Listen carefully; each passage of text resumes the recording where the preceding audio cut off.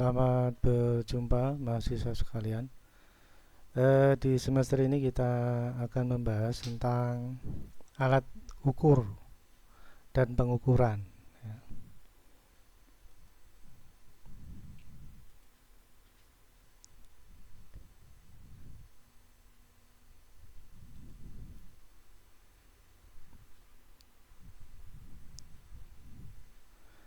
Pada dasarnya alat ukur dan pengukuran ini ada di sekitar kita. Ya.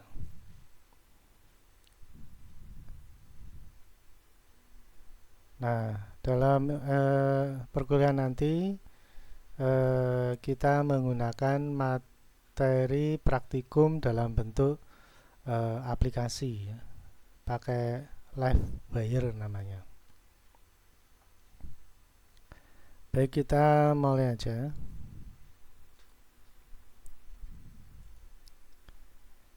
Jadi alat ukur adalah alat yang mampu menentukan nilai, ya, atau besaran suatu jumlah atau suatu kuantitas atau variabel. Nah, satuan-satuan standar SI atau standar internasional adalah ada panjang, massa, waktu, ya, arus listrik, temperatur, termodinamika, jumlah zat, dan intensitas cahaya.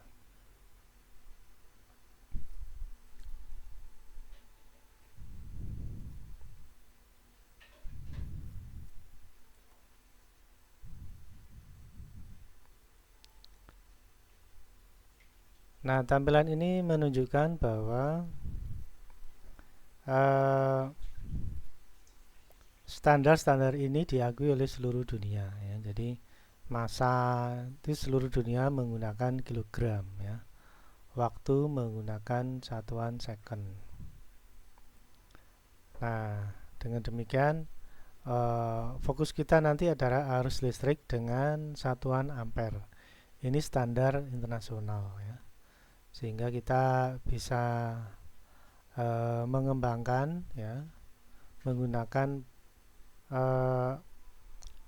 alat ukur, ya, yang berhubungan dengan arus listrik dengan menggunakan alat ukur. Ya, tentunya kita juga akan belajar bagaimana tentang metode pengukurannya, ya.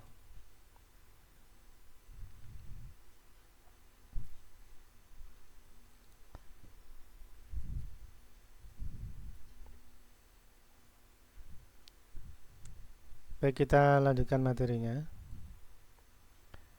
Ya, alat ukur adalah alat menentukan nilai atau besaran suatu jumlah kuantitas variabel.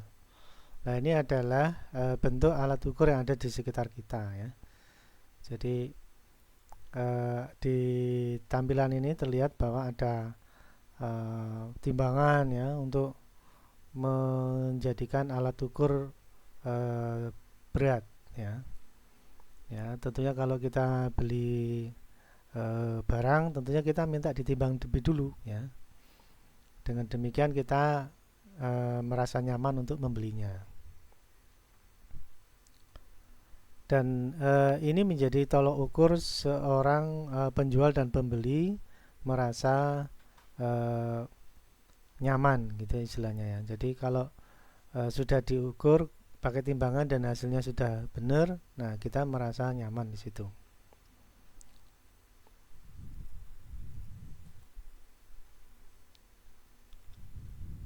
Nah, sehingga kesimpulannya alat ukur itu merupakan kebutuhan kita, ya. Ada juga jam waktu, ya, saat kita masuk kuliah misalkan atau Anda masuk kerja, tentunya menggunakan tolok ukur jam, ya.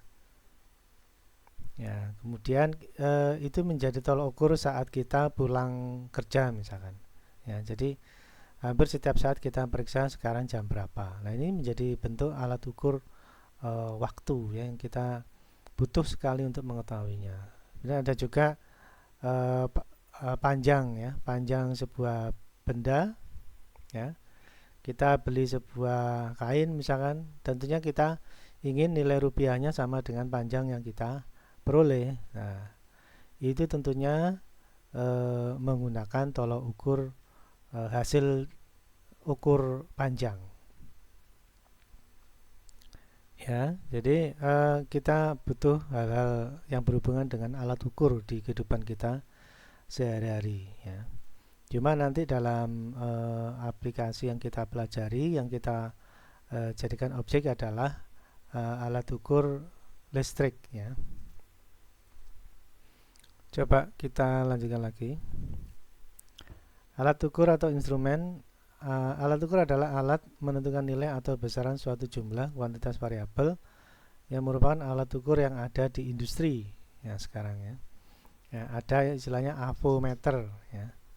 Avometer itu berasal dari ampere, A untuk ampere, lalu V untuk volt, dan O untuk ohm ya.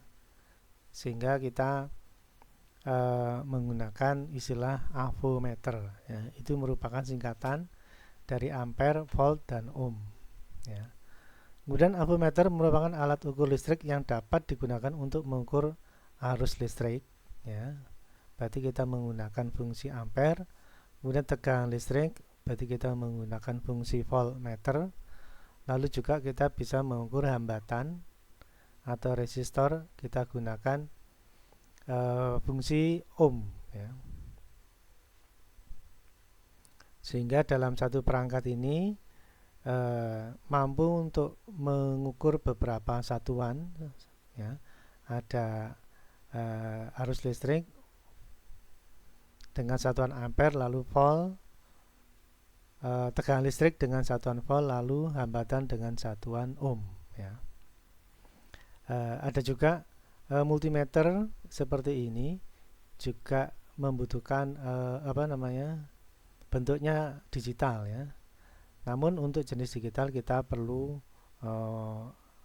suplai tambahan ya, misalkan 9 volt DC misalkan.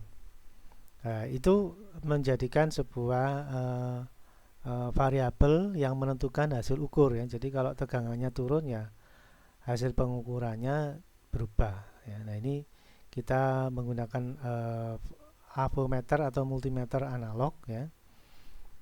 Sehingga yang menjadi suplai rangkaian multimeter ini adalah besaran yang diukur ya.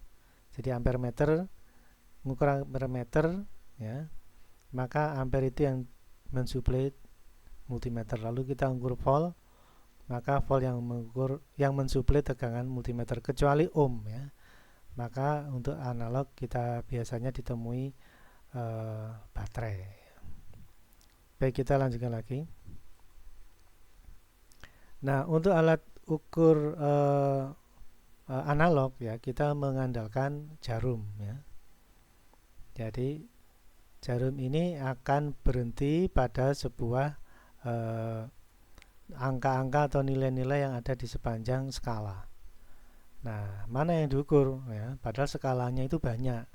Nah, maka bilangan yang diukur atau jadi acuan ukur adalah bilangan yang ditunjuk oleh jarum ya. Jadi jarum ini akan berhenti pada sebuah angka. Nah, angka itulah akan dijadikan hasil ukur. Nah, bagaimana dia bisa menunjuk ke sebuah angka? Nah, di sini ada gambar ya. Ada saklar, lalu ada sumber arus ya, atau sumber tegangan yang masuk ke kumparan di sini. Jadi saat mengukur voltmeter atau ampere meter akan mensuplai kumparan yang ada. Nah, arus itulah ya yang akan menjadi faktor untuk menggerakkan jarum ini. Nah, bagaimana itu bisa terjadi ya? Nah, lebih awal kita mengetahui lebih dulu komponen-komponennya ya. Jadi avometer terbentuk dari bagian sebagai berikut skala. Di sini ada skala. Ini terdapat angka-angka hasil ukur. Lalu jarum penunjuk. Ini jarum penunjuk. Dia akan berhenti pada sebuah posisi di mana angka itu berada untuk menunjukkan angka yang hasil ukur ya. Saklar batas ukur ya. Di sini ada saklar yang mana akan mengatur besaran arus yang menggerakkan jarum ini ya, sehingga akan berhenti pada batas maksimalnya. Lalu magnet, ya. Di sini ada utara selatan, ini magnet permanen. Lalu kumparan, nah di sini ada kumparan yang dialiri arus. Nah, medan magnet yang terjadi itu akan terjadi tolak menolak, ya, sehingga jarum ini akan bergerak. Lalu inti besi lunak, ya, dan pegas untuk menggerakkan agar jarum setelah tidak ada tekanan kembali lagi ke awal. Nah, coba kita lanjutkan lagi materinya. Prinsip kerja alat ukur multimeter adalah adanya gaya pada pengantar berarus, ya, yang diletakkan pada medan magnet. Jadi di sini ada kumparan diberi aliran arus menjadi magnet, ya. Nah, di sanalah diletakkan medan magnet, ya. Arus searah pada alat ukur multimeter terdapat baterai yang memungkinkan saat probe dihubungkan jarum bergerak. Nah, ini untuk ukur ohmmeter, ya. Kemudian simpangan atau gerakan jarum penunjuk terjadi karena interaksi gaya tolak menolak, ya, antara arus yang mengalir pada kumparan, ya, di sini ada aliran arus yang mengalir pada kumparan, dan medan magnet permanen. Di sini ada medan magnet permanen utara selatan. Jadi ternyata di sini ada medan magnet permanen dan magnet yang ditimbulkan oleh arus yang diukur. Nah, besar kecilnya arus yang diukur itulah akan menentukan besar simpangan atau besar tolak menolak antara magnet kumparan dan magnet permanen. Nah, saat itulah jarum bergerak, ya, dan akan menuju ke sebuah angka. Jadi di sini dijelaskan bahwa arus pada kumparan mengakibatkan gaya elektromagnetik. Jadi besar kecilnya arus akan mengakibatkan besar kecilnya gaya elektromagnetik sehingga jarum menyimpang sesuai besar kecilnya arus yang diukur. Baik, kita lanjutkan lagi. Nah, di sini ada tampilan yang lebih lengkap, ya. Nah, nomor 1 ini pointer, ya. Di sini ada penunjuk jarum. Pengatur skala, di sini ada skala-skala hasil ukur. Posisi jarum, di sini ada spool, ya, yang akan menggerakkan posisi jarum. Lalu di sini ada ohm adjuster, di sini ada pengaturan ohm, ya. Lalu selektor batas ukur. Nah, di sini tadi sudah saya singgung tentang sebuah saklar yang akan mengatur sedemikian hingga jarum bergerak hanya menyimpang sebatas ukuran yang dipilih, ya. Jadi kalau dipilih 10, ya berarti nanti jarum bergerak maksimal 10. Nah, sepanjang angka 10 itulah yang akan diukur. Lalu terminal ini 6 ya. Nah, ini jarum kabel merah dan hitam, ya. Lalu probe, nah ini sebagai media untuk menghubungkan titik yang diukur dengan alat. Ya. Baik, kita lanjutkan lagi. Nah, ini ketelitian dan ketepatan serta kesalahannya. Ketelitian, harga terdekat suatu pembacaan instrumen mendekati harga sebenarnya dari variabel yang diukur. Jadi semakin teliti maka harga yang diukur semakin mendekati. 5 volt hasil ukur 4,9. Nah, ini berarti teliti, ya. Tegangan 5 volt hasil yang diukur 4 volt. Nah, ini jadi tidak teliti, ya. Lalu ketepatan suatu kemampuan pengukuran menghasilkan pengukuran yang sesuai dengan nilai sebenarnya. Nah, ini kalau bisa 5 volt ya 5 volt, ya. Jadi ketepatan ini akan bergantung pada kualitas multimeter. Nah, apabila ketelitian tidak tercapai sehingga tidak terjadi ketepatan, maka akan masuk ke bagian kesalahan, ya. Jadi ini penyimpangan hasil ukur yang diukur dari harga atau nilai yang sebenarnya. Nah, ini adalah masuk ke kesalahan. Namun dalam multimeter istilah ini lebih dikenal dengan toleransi. Jadi multimeter itu ada toleransi berapa persen dari hasil ukur semestinya. Nah, ini berdasarkan hasil eksperimen, ya. Jadi kalau kita mengukur 5 volt sebanyak 5 kali, nah dari hasil 5 kali ukur itu nanti dirata-rata, ya, maka akan diketahui simpangan hasil ukur dari harga sebenarnya. Nah, nanti ada toleransi, yaitu persentase antara kesalahan hasil ukur, ya, dengan hasil ukur yang sebenarnya lalu dikalikan 100%. Nah, itu adalah kesalahan atau toleransi. Yang diperbolehkan kurang lebih 10% ya, maksimal tuh. Jadi klasifikasinya ada 5%, lalu 10%. Lebih dari 10% sudah nggak efektif lagi multimeternya. Ya, jadi 5 volt 10%-nya dari 5 volt ya berarti 4,5 ya, itu sudah maksimal bisa dipakai. Tapi lebih dari 4,5 ya berarti multimeternya sudah nggak efektif ya. Syukur-syukur kalau sampai 5%. Dari 5% itu misalkan ngukur tegangan 5 volt, hasil ukurnya 4,75. Nah, itu sudah bagus ya. Jadi simpangannya atau kesalahannya itu cuma 5%. Ya, maksimal simpangannya atau kesalahannya adalah 10%. Lebih dari itu sudah nggak efektif lagi. Nah, ini juga terjadi pada komponen sebenarnya. Komponen itu ada istilah warna emas dan perak. Ya. 5% itu emas ya. Lalu ada kalanya warnanya perak ya. Perak itu 5%, emas itu mungkin 10 kalau nggak salah ya. Nah, ada juga yang coklat itu 1%. Nah, jadi jangankan multimeter ya, komponen pun juga ada toleransinya, karena nggak mungkin sebuah industri menghasilkan produk resistor dengan nilai yang sama persis ya. Ya, pasti ada toleransinya ya. Baik, kita lanjutkan lagi. Nah, metode pengukuran ya. Satuan dasar standar internasional yang sudah kita pelajari untuk pengembangan yang kita lakukan adalah fokus di arus listrik ya. Nah, metode yang digunakan dalam pengembangan satuan dasar standar internasional tersebut adalah kita menggunakan sebuah hukum ya, yaitu terkenal dengan hukum di mana nilainya adalah V sama dengan ya, tegangan sama dengan I kali arus kali hambatannya. Sehingga dalam menghitung hambatan ya, hambatan sama dengan tegangan dibagi arusnya. Nah, ini adalah persamaan atau konsep hukum Ohm ya.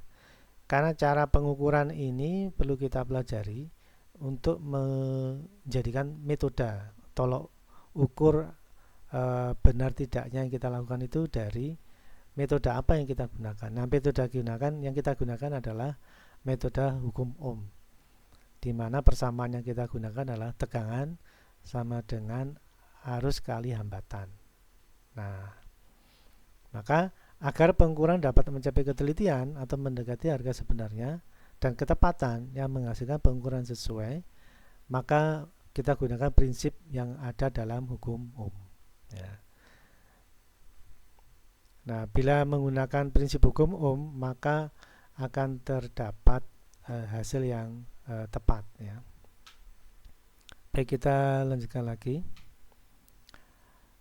tentang pengukuran arus ya. Kita menggunakan prinsip hukum Ohm yang dilakukan oleh hukum 1 Kirchhoff ya, yang disampaikan oleh Robert Kirchhoff ya, tahun 1828 sampai 1887 ya. Jadi memang ini sudah ratusan tahun yang lalu ya.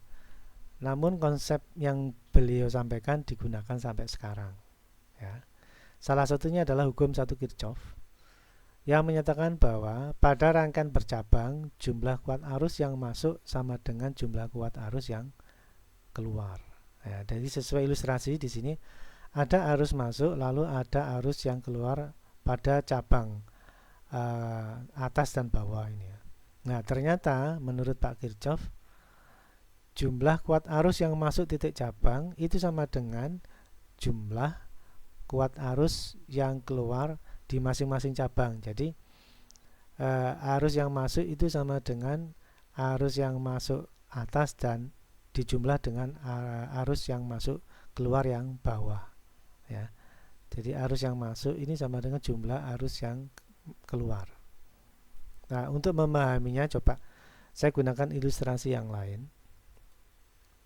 Ya. Ini pada rangkaian bercabang jumlah kuat arus yang masuk sama dengan jumlah kuat arus yang keluar. Nah, saya kira kita sudah sering melihat kondisi seperti ini, ya. Di sebelah kiri ini adalah arus yang ke sambungan ke tembok, ya, yang ke PLN. Lalu biasanya kita melakukan percabangan seperti ini.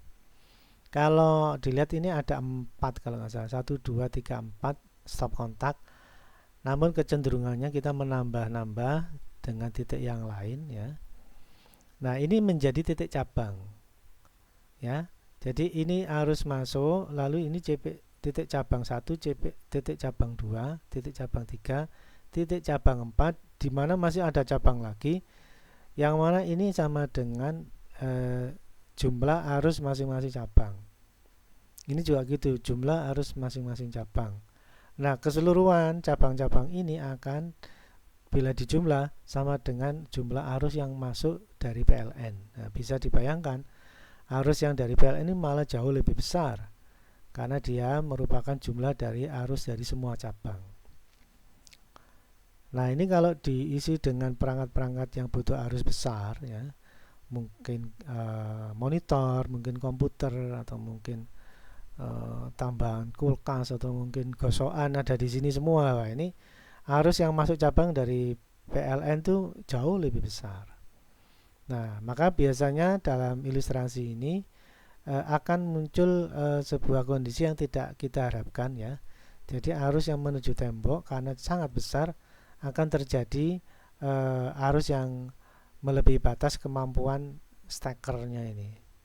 Nah, ini biasanya efek yang ditimbulkan adalah terbakar, ya. Karena apa? Karena dia dilalui arus yang melebihi batas kemampuan dia. Kok bisa lah? Ini jumlah dari masing-masing cabang ini dijumlah masuk ke rangkaian PLN yang lebih dulu melalui steker yang nempel di tembok ini lebih awal. Sehingga arus yang ke steker ini jauh lebih besar karena merupakan jumlah arus masing-masing cabang. Di masing-masing cabang tidak terjadi masalah, ya. Karena memang dia masing-masing arus, tapi di arus masuk yang mengalir dari PLN merupakan jumlah dari arus masing-masing cabang. Wah, ini arusnya sangat besar sekali. Bila tidak mampu dialiri arus yang besar, maka akhirnya timbul panas, dan panas yang berlebihan akan menimbulkan terbakar seperti ini, ya. Jadi mungkin Anda sekalian pernah mengalaminya. Nah, sekarang karena sudah mengetahui permasalahannya, dan tidak hanya permasalahannya saja, tapi juga konsep dasar yang digunakan, yaitu hukum Kirchhoff 1, ya, yaitu rangkaian bercabang jumlah kuat arus yang masuk sama dengan jumlah kuat arus yang keluar, maka saatnya Anda perbaiki jalur kelistrikan, ya, jangan terlalu banyak cabang, ya. Kalau misalkan terpaksa banyak cabang, ya, maka Anda siapkan steker yang lain, jangan ditumpuk dalam satu steker, ya. Jadi di titik tembok yang lain Anda kasih steker yang lagi untuk sambungan cabang-cabang ini. Jadi jangan di satu steker. Untuk apa? Untuk memecah arus yang berlebihan, sehingga tidak bertumpu pada satu kabel steker saja. Jadi di split istilahnya. Di split itu dipecah. Jadi beberapa titik stop kontak seperti ini. Nah, ini akan mengurangi arus yang berlebih pada jalur PLN, ya. Karena ini akan berisiko mungkin kebakar, ya. Mungkin pertama stekernya kebakar, tapi lama-lama nanti kabel yang menuju ke atap terbakar, dan ujung-ujungnya adalah rumahnya yang terbakar. Nah, ini tentunya tidak kita harapkan, ya.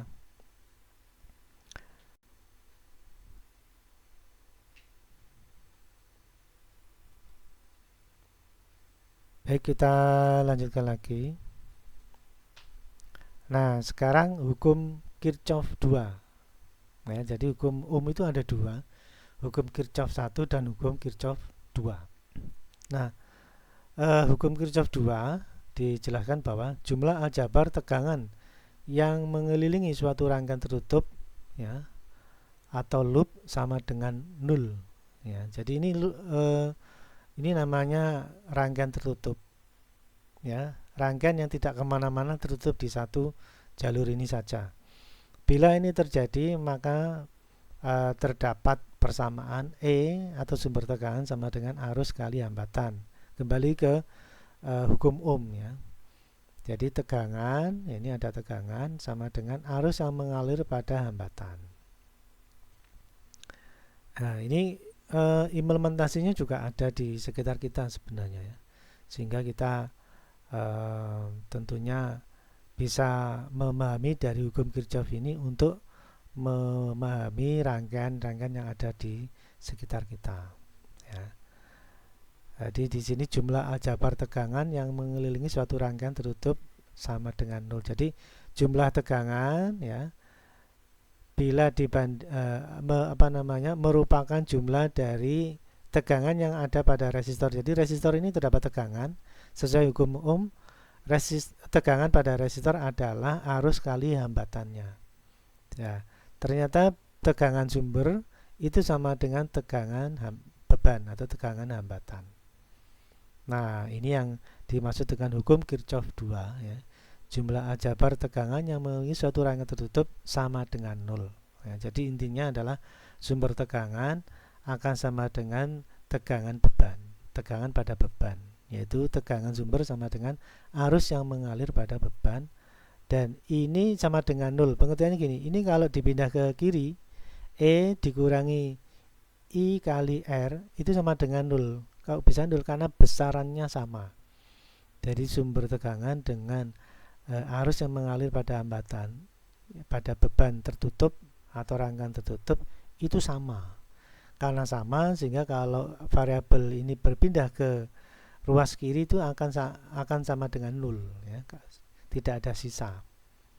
Nah, itu namanya jumlah aljabar tegangan mengelilingi suatu rangkaian tertutup sama dengan 0. Nah, gitu, ya.